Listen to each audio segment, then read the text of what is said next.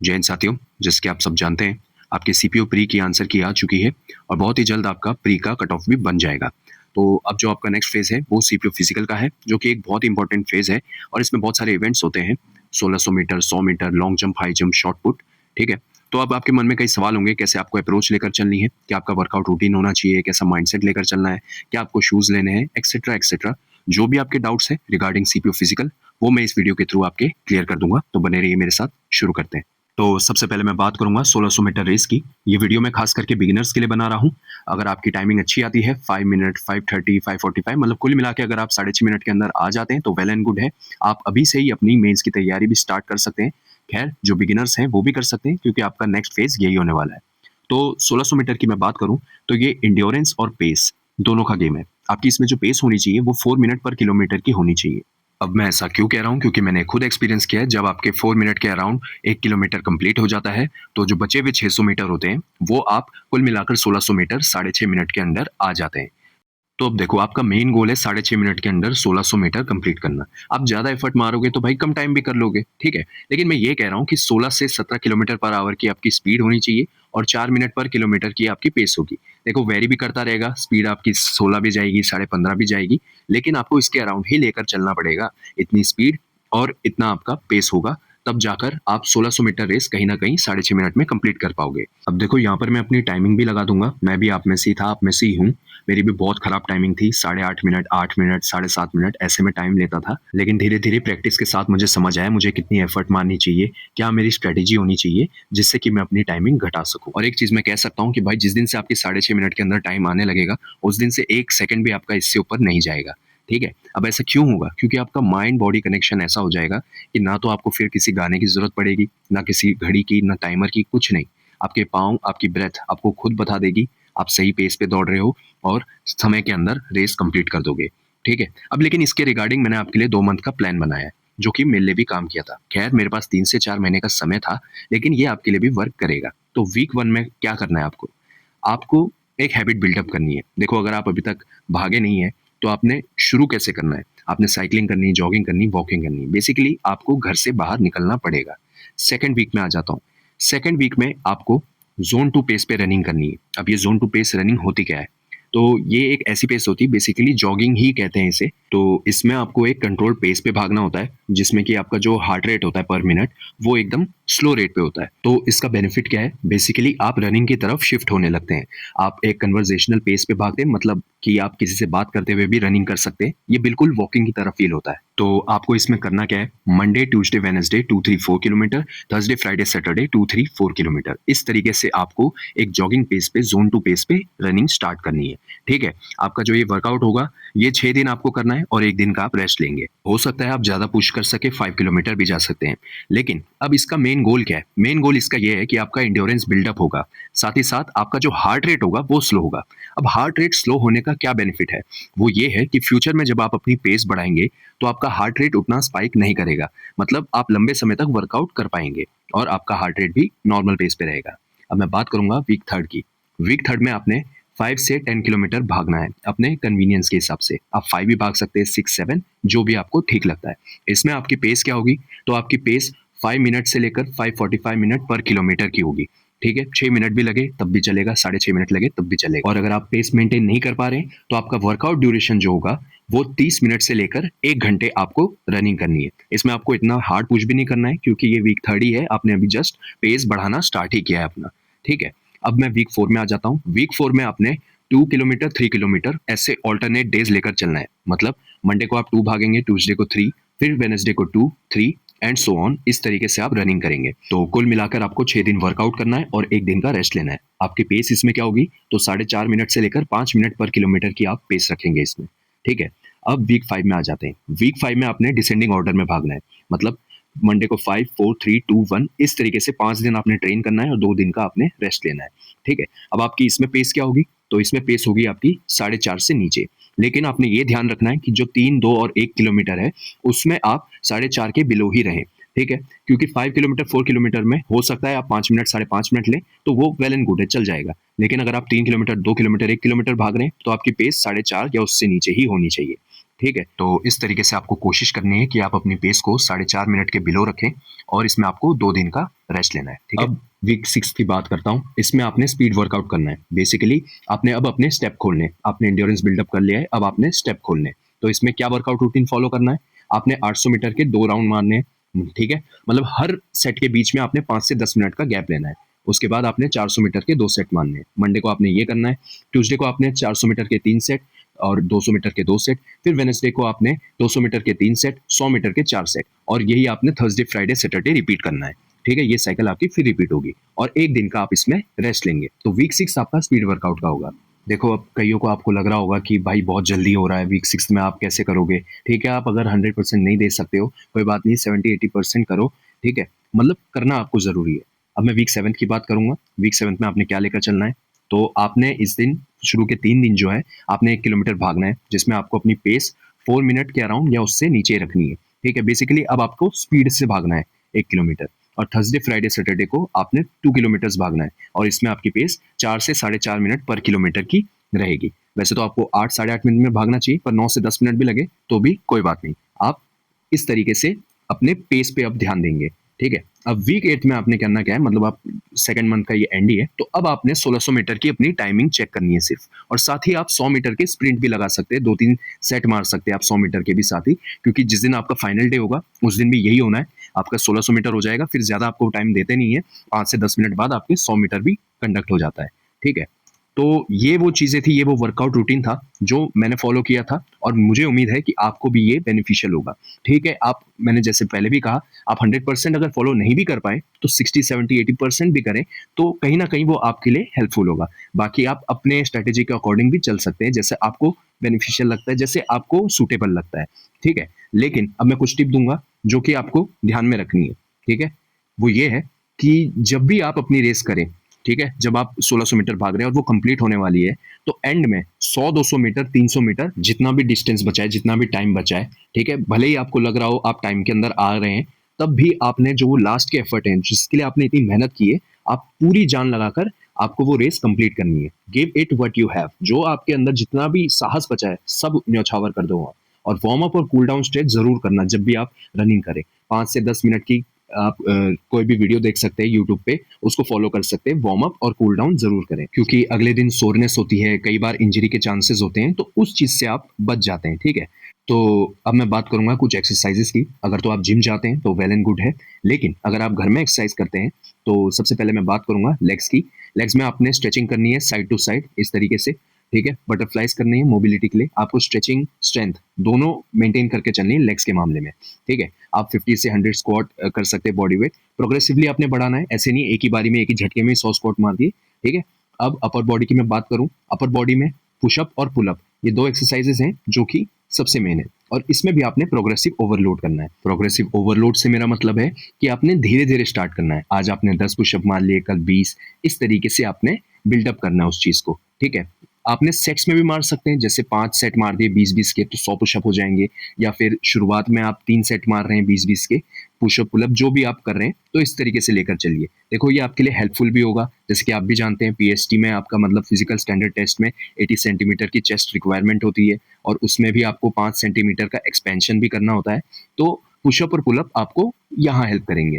ठीक है, और पुलअप भी आप इस तरीके से ही लेकर चल सकते हैं कि मैं 10 पुलअप मारूंगा। ठीक है, चाहे तो आप 5 सेट के उसमें मार सकते हैं, 50 पुलअप मार सकते हैं, सेट सेट करके भी मार सकते हैं। तो पुशअप और पुलअप आपको अपर बॉडी में काफी हेल्प करेंगे। अब मैं बात करूंगा कोर की, जो कि बहुत एसेंशियल है आपके ओवरऑल फिजिकल फिटनेस के लिए। जो भी एक्टिविटी हो, चाहे वो रनिंग हो, वेट लिफ्टिंग हो, कोर की बहुत ज्यादा अहमियत होती है। आपने 10 मिनट कोई कोर वर्कआउट करना है, यूट्यूब से आप देख सकते हैं। ठीक है, और साथ ही साथ आप प्लैंक कर सकते हैं, जैसे 30 सेकंड कर सकते हैं होल्ड, 40 सेकंड, फिर धीरे धीरे आपने 1 से 5 मिनट तक उसको बढ़ाना है प्रोग्रेसिवली। मतलब कोई भी एक्सरसाइज आप करें तो प्रोग्रेसिव होना है आपने उस चीज में। ठीक है, अब आपका वेट अगर बढ़ रखा है तो आपको कैलोरी डेफिसिट में जाना होगा। ठीक है, और अगर आपका वेट कम है तो आपको कैलोरी सरप्लस में खाना होगा। जो भी आपकी हाइट है, वेट है, ठीक है, बीएमआई है, जो आपका दिनचर्या है, जितनी आप एक्टिविटी करते हैं, उसके हिसाब से आप 500 से 800 कैलोरी बढ़ा या घटा सकते हैं पर डे। लेकिन सबसे पहले आप ये देख लीजिए आपकी मेंटेनेंस कैलोरी क्या है। अगर आपको मेंटेन करने की जरूरत है तो आप उसको लेकर चलिए। और अब मैं बात करूंगा हाइड्रेशन की। देखो, आपको 3 से 4 लीटर पानी पीना है दिन में, और कई लोगों को अब दिक्कत होती है कि पेट में दर्द उठता है जब हम रनिंग करते हैं। वो ज़्यादातर इसलिए होता है क्योंकि आप डिहाइड्रेटेड रहते हैं और ख़ास करके जब आपकी किडनी में पानी नहीं होता है, ऐसा मुझे लगता है, ठीक है? तो उस वज़ह से दर्द होता है। तो आपको करना क्या है, 500 एमएल से 1 लीटर पानी पीना है आपने, जब भी आप रनिंग करने जाते हो उससे 30 से 45 मिनट पहले, ठीक है? तो आपको ये दिक्कत नहीं होगी। और जिस दिन आप हेवी वर्कआउट करते हैं, उस दिन ओआरएस का पानी पी लीजिएगा। कहीं भी मेडिकल शॉप में आपको ईज़िली पाउच मिल जाएँगे इसके। ये बेसिकली करता क्या है, आपके इलेक्ट्रोलाइट जो लॉस हो जाते हैं, उसको रिप्लेनिश करने में हेल्प करता है, ठीक है? अब मैं बात करूँगा कुछ फूड सोर्सेज़ की, जो आपको डेली बेसिस पर खाने हैं। इसमें आपका केला हो गया, डेट्स यानी छुआरे हो गए, गुड़, ये बहुत इंपॉर्टेंट है। ये आपको इंस्टेंट कार्ब्स देता है, रनिंग के समय आपका मुँह नहीं सूखता है। इसके अलावा दलिया हो गया, रोस्टेड चना, मूँग, बादाम, अंडे, दूध, सोया चंक्स, ये वो फूड सोर्सेज़ हैं जो आपका एक बैलेंस्ड मील बनाते हैं। तो आपके मील में ये सब होने चाहिए, प्रोटीन, कार्ब्स, फैट्स और फाइबर, ठीक है? इसके अलावा आपकी डाइट हाई कार्ब्स से भरी होनी चाहिए, क्योंकि आपको एनर्जी की रिक्वायरमेंट है। आपकी एक्टिविटी जो है, रनिंग एक्टिविटी, उसमें एनर्जी की रिक्वायरमेंट है, ठीक है? तो आप इसको लेकर चलिए और साथ ही आपके डाइट में इनफ प्रोटीन होना चाहिए बेटर रिकवरी के लिए। तो अब कई लोगों का ये सवाल होता है, बेस्ट टाइम क्या होती है रनिंग करने की? किस समय आपको रनिंग करनी चाहिए?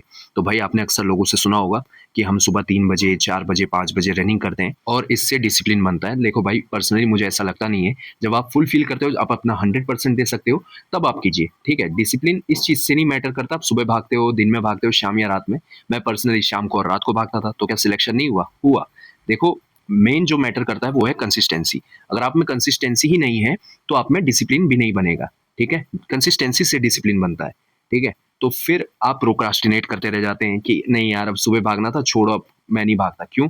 बाकी दिन बचा नहीं है क्या? शाम में भागो, रात में भागो, बहाने मत ढूँढो। इंसान बहाने ढूँढता है मेहनत कम करने के लिए, तो ये गलती मत करो। अब कई लोगों के ये डाउट होते हैं कि हमें रोड रनिंग करनी चाहिए या ग्राउंड रनिंग करनी चाहिए, दोनों में से कौन से बेहतर है? तो भाई दोनों के अपने फ़ायदे और अपने नुकसान हैं। अगर मैं रोड रनिंग की बात करूँ, तो इसमें आपको शिन स्प्लिंट्स हो जाते हैं क्योंकि हार्ड सरफेस पे आप भागते हो, लेकिन आपको बेटर स्टेबिलिटी भी मिलती है, ठीक है, रोड पर। मैंने भी पर्सनली रोड में रनिंग की है, हिली एरिया में, मैं थोड़े एलिवेशन में भी भागता था, वो बहुत हेल्प करता है आपको। एलिवेशन में आपको ज़रूर भागना चाहिए। अब बात करूँगा मैं ग्राउंड रनिंग की। देखो भाई, ग्राउंड रनिंग में आप ग्राउंड में दौड़ते हो, तो वो कहीं न कहीं एक मोनोटोनस हो जाता है, आप बोर भी हो जाते हो कहीं न कहीं, लेकिन आपके ये पैरों के लिए अच्छा होता है क्योंकि सरफेस कच्चे मैदान में आप दौड़ते हो, बाउंसी सरफेस मिलता है, लेकिन यहीं आपको स्टेबिलिटी नहीं मिलती है। कई बार ग्राउंड में गड्ढे होते हैं, तो उससे भागने में दिक्कत आती है। अब मैं बात करूँगा रनिंग शूज़ की। देखो, इसको बहुत सारे लोग नेग्लेक्ट करते हैं। इसमें कंजूसी मत करो। एटलीस्ट 2 पेयर ले लो जूते, रनिंग शूज़, अच्छे रनिंग शूज़ 1200 से 1600 के रेंज में। अब देखो, कई लोग आपको कहेंगे, भाई हम तो सेगा के जूते में भागते हैं, गोल्ड स्टार के जूते में भागते हैं। देखो, मैं पर्सनली ये रिकमेंड नहीं करता। अगर आपको कंफर्टेबल लगता है, तो आप जा सकते हैं उसके साथ। लेकिन आपके पैर इंपॉर्टेंट है भाई, पैर पकड़ के बैठ जाओगे तो कोई फ़ायदा नहीं। तो आपको एक बेटर शूज़ में देखना क्या है? तो सबसे पहले उसका इनसोल मेमोरी फोम वाला होना चाहिए और जो उसका आउटर सोल होगा, वो एकदम कुशन्ड होना चाहिए, यानी उसका एक बाउंसी बेस होना चाहिए, जिससे आपको रनिंग करते समय कंफर्ट फील हो। अब देखो, मैं पर्सनली कोई स्पॉन्सरशिप नहीं कर रहा हूँ, पर रिकमेंड कर रहा हूँ ये 2 जूते, एक बोल्ड फिट इग्नाइटर और एक एशियन हाइपर कुशन। पर्सनली मेरे पास यही शूज़ थे और मैंने इसी से अपनी रनिंग पास की। तो देखो, आप और भी जूते देख सकते हो, कैंपस के आते हैं, एशियन के और भी जूते आते हैं, तो आप अपने बजट और कंफर्ट के हिसाब से ले सकते हो। लेकिन एक अच्छे रनिंग शूज़ में इन्वेस्ट ज़रूर करना, ताकि आपकी रनिंग परफॉर्मेंस अच्छी हो। अब मैं अगले इवेंट की बात करूँगा, शॉट पुट की, जिसमें कि 7.5 किलो का गोला फेंकना होता है मेंस को और 5 किलो का गर्ल्स को। ये बहुत ही ईज़ी टास्क होता है, ठीक है? कोई कमज़ोर नहीं होता इतना कि ना फेंक पाए, तो हर कोई इसको लगभग कर ही लेता है क्लियर, ठीक है? अब जो नेक्स्ट एक्टिविटी है, वो 100 मीटर की है, जिसको आपको 16 सेकंड में कंप्लीट करना होता है। देखो, आप इसको कैसे अप्रोच लेकर चलना है, जो आपको मैंने स्पीड वर्कआउट का टाइम बताया 6th वीक में, तो उस दौरान आपको 100 मीटर की ट्रेनिंग करनी है। इसी के साथ जो आपको मैंने दूसरा वर्कआउट बताया था, कब? जब आपके 8th वीक में जब आप 1600 मीटर की टाइमिंग चेक करेंगे, तो 2 से 3 सेट आपको 100 मीटर के भी मारने हैं, 1600 मीटर रेस कंप्लीट करने के बाद। क्योंकि आपको भी पता है, जब फाइनल डे होगा, तो उस दिन भी आपको इसी तरीके से दौड़ाया जाएगा। 1600 का आपका जब रनिंग कंप्लीट हो जाती है, तो आपको मुश्किल से 10 से 15 मिनट ही मिलते हैं, तो आपको वो फटाफट लाइन में लगाते हैं, 7 से 10 लोगों को खड़ा कर देते हैं और भगा देते हैं 100 मीटर के लिए। तो आपको ऐसे करना है। अब मैं इसमें आपको टिप दूँगा ये, कि जब आप 100 मीटर भागें, तो आपको फुटबॉल पे भागना है अपने, मतलब आपके फ्रंट फुट पे भागना है। इस तरीके से, जैसे मैंने यहाँ ड्राइंग में बनाया है, कि आपका जो ये फ्रंट फुट है, फ्रंट पार्ट है जो, उससे आपको दौड़ना है और पीछे मतलब आपको पूरा फुट ग्राउंड पर नहीं रखना है। अब इससे होता ये है कि जब आप अपना कॉन्टैक्ट कम रखते हैं ग्राउंड से, तो आप अपना पैर फटाफट निकाल पाते हैं और आपको हिप के टवर्ड्स अपने पैरों को लाना है, जिससे आपकी ड्राइव अच्छी हो पाती है रनिंग की, ठीक है? तो इस तरीके से आप अगर नहीं भी समझें, तो कोई वीडियो देख सकते हैं आप यूट्यूब पे, किसी स्प्रिंटर को फॉलो कर सकते हैं, आपको अच्छे से समझ आ जाएगा। अब देखो, आपको पता है कि आपको 100 मीटर 16 सेकंड में भागना है। कई लोग आपको कहते हैं कि भाई ये ईज़ी है, हो जाता है, लेकिन कइयों से नहीं हो पाता है। वो इसलिए नहीं होता है। अब देखो कई फिजिकल सेंटर जहाँ पर एग्जाम सेंटर आपका पड़ेगा तो वहाँ आपको 1 से 2 सेकंड की छूट भी मिल सकती है, ठीक है? लेकिन क्या आपको उन पे रिलाई करना है? क्या मेरी बातों पे रिलाई करना है कि भाई इसने ऐसा बोला था तो हो जाएगा? नहीं। जो भी एक्टिविटी हो, चाहे वो 100 मीटर हो, चाहे वो 1600 मीटर हो, चाहे वो लॉन्ग जंप हो, हाई जंप हो, यहाँ तक कि शॉट पुट ही क्यों ना हो, आपको हर चीज़ की प्रैक्टिस घर से करके जानी है। क्यों? ऐसा इसलिए क्योंकि सबसे पहली चीज़ ये होनी चाहिए आपके माइंड में जब आप फिज़िकल देने जाएँ, जब फाइनल दिन हो, तो आपके अंदर वो कॉन्फिडेंस होना चाहिए और वो कॉन्फिडेंस कब आएगा? वो कॉन्फिडेंस तभी आएगा जब आपने घर में प्रैक्टिस की होगी। आपका मसल माइंड कनेक्शन अगर जब तक नहीं हुआ, तब तक आप कोई भी एक्टिविटी करें, आपको वो अधूरा-सा ही लगेगा। तो घर से पूरी प्रैक्टिस करके जाओ अपनी, उसमें चोरी मत करो। अब इसी में लोग लॉन्ग जंप और हाई जंप में गलती करते हैं और मैं अब इसी की बात करूँगा, ठीक है? इसकी लोग प्रैक्टिस नहीं करते हैं और फाइनल दिन इसमें कई लोग बाहर होते हैं। इसको ग्रांटेड लेते हैं कि चलो भाई 3 चांस मिल जाएँगे तो हो जाएगा, ठीक है? लेकिन आपको इसकी भी प्रैक्टिस करनी है। अब आपको इसकी प्रैक्टिस करनी कैसे? तो सबसे पहले तो आपको ये ध्यान में रखना है कि आपको ओवर ट्रेन नहीं करना है लॉन्ग जंप और हाई जंप को। मैंने यही गलती की थी, लास्ट मोमेंट पे प्रैक्टिस की जिससे मेरे नी लिगामेंट में पेन होने लगा। अब ऐसा इसलिए हुआ क्योंकि जो ये लॉन्ग जंप और हाई जंप है, ये बहुत ही एक्सप्लोसिव एक्टिविटी होती है। इसमें आपको अपने पाँव से लॉन्च करना पड़ता है, ग्राउंड को पुश करना पड़ता है और दूसरी तरफ लैंड करना होता है, ठीक है? हाई जंप में ख़ास करके आप एक पाँव से लॉन्च होते हो और अगली तरफ जब आप उतरते हो पोल के उस तरफ, तो आपको एक पाँव पे पूरा प्रेशर आता है, जिसकी वज़ह से शिन पे पेन हो जाता है, कई बार घुटनों में दर्द होता है। तो ये गलती अवॉइड करनी है आपको। तो इसके लिए सही तरीका क्या है? सही तरीका आपका यही होगा कि जो सेकंड मंथ स्टार्ट होगा जब आपका, तो तब से आपको धीरे-धीरे इसकी प्रैक्टिस स्टार्ट करनी पड़ेगी, लॉन्ग जंप की भी और हाई जंप की भी। लॉन्ग जंप जो आपकी इसमें होती है वो लगभग 12 फुट की होती है और हाई जंप 3 फुट 11 इंच यानी लगभग 4 फुट की होती है, ठीक है?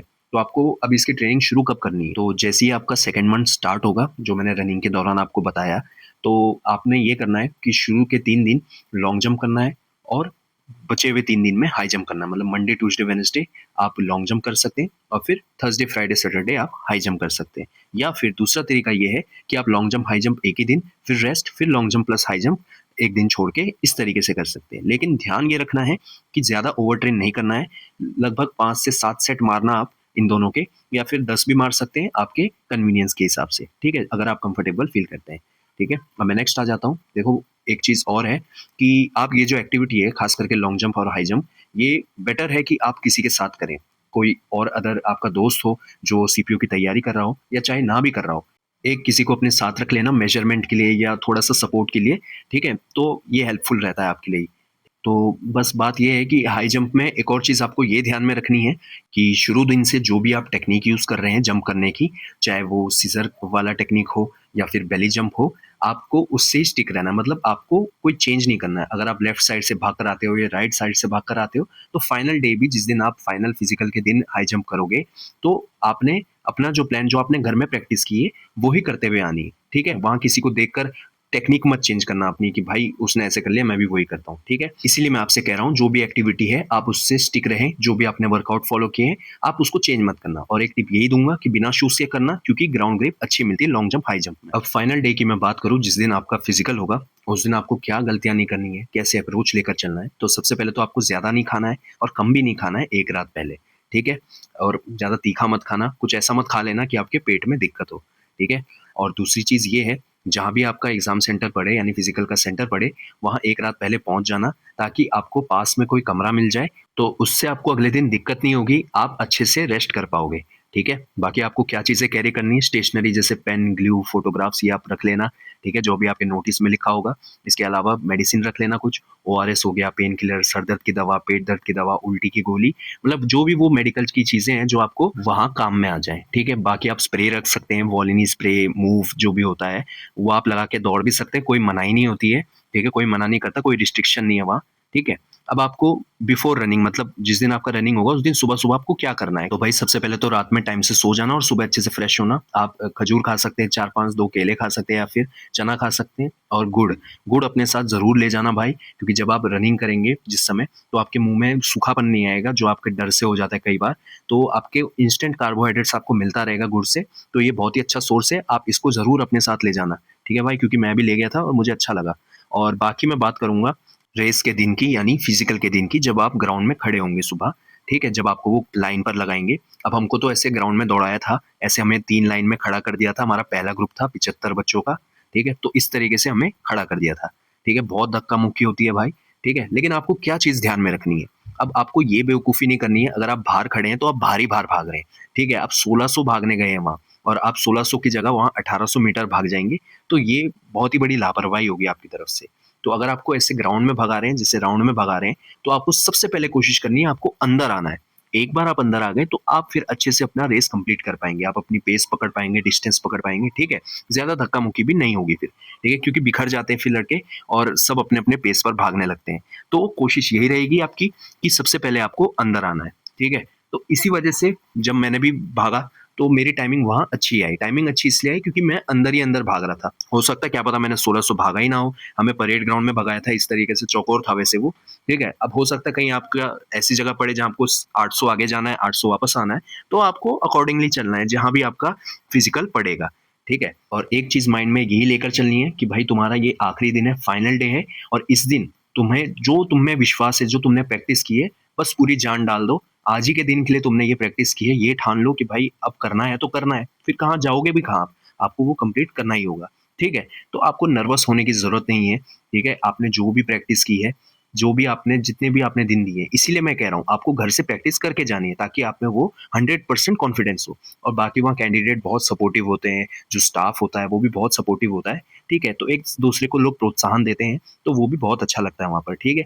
बाकी कोई जंग नहीं है यार, आप मरोगे नहीं, ठीक है? फिज़िकल देने गए हो और सब अच्छा ही होगा। मेरी खुद की टाइमिंग वहाँ 5:57 आई, घर में जबकि मुझे जहाँ तक याद है, मेरी इतने कभी 6 मिनट के डाउन में गया ही नहीं। घर में मेरी जो लास्ट टाइमिंग थी वो 6:08 की थे लगभग, ठीक है? लेकिन वहाँ कम आई टाइम। तो अगर आपने प्रैक्टिस अच्छी की है, तो आपकी भी वहाँ टाइमिंग कम ही आएगी। बाकी आपको बहुत लड़के मिलेंगे, तो आपके अगर नंबर नहीं है 120, 110, कोई कहेगा मेरे 150 है, तो उनकी बातों में मत आओ। मेंस में बहुत खेल बदल जाते हैं, ठीक है? किसी से आपको डिमोटिवेट होने की ज़रूरत नहीं है कि भाई उसके इतने आ गए, मेरे इतने आ गए। आप फिज़िकल देने आए हो, पहले उस पे फ़ोकस करो, ठीक है? बाद में सब इधर-उधर हो जाता है वैसे भी, ठीक है? बाकी भाई अगर आपकी कोई बुरी आदत है अभी स्मोकिंग, सिगरेट पीना या फिर दारू पीना, तो वो अभी फ़िलहाल के लिए छोड़ दो, क्योंकि वो चीज़ें बाद में भी हो जाएँगी भाई, फ़िलहाल वो आपके ग्रोथ में रिस्ट्रिक्शन डालते हैं। बाकी जो भी भाई हैं सीपीओ 2025 से सिलेक्ट होंगे, आप सभी को ऑल द बेस्ट। अपने ऊपर पूरा विश्वास रखो, जो भी आपने मेहनत की है, ठीक है? वो बर्बाद नहीं जाएगी, ठीक है? अपना 100% दो, जहाँ भी जाते हो, ठीक है? बाकी कोई आपको डिमोटिवेट करता है या आप खुद हो जाते हो वहाँ डिमोटिवेट और लड़कों को देख के, उनके मार्क्स सुन के, तो वो आपको होने की ज़रूरत नहीं है। आपको बस इस पे फ़ोकस करना है, मैं फिज़िकल देने आया हूँ और मुझे अपना बेस्ट देना है यहाँ। बाकी आपको वीडियो पसंद आई हो, लाइक करना, शेयर करना। मिलता हूँ अगली वीडियो में, तब तक के लिए जय हिंद।